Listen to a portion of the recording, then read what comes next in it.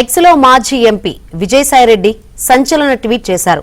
అమ్ముడుపోయి కోట్రీల మధ్య బందీలుగా ఉన్న ప్రజా నాయకులారా ఆలోచించుకోవాలంటూ పిలుపునిచ్చారు. భవిష్యత్తులో మీకు ఏం జరగబోతుందో ఇప్పటికైనా గుర్తించాలని సూచించారు.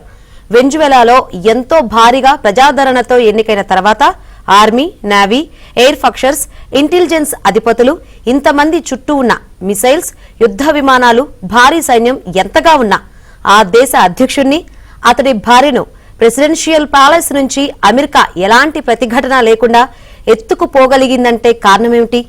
వారంతా అమ్ముడు పోవడమే కదా అంటూ విజయసాయిరెడ్డి నర్మగర్భంగా ట్వీట్ చేశారు. ఆయన ఈ పోస్టు ఎవరి గురించి రాశారన్న ఆసక్తి నెలకొంది.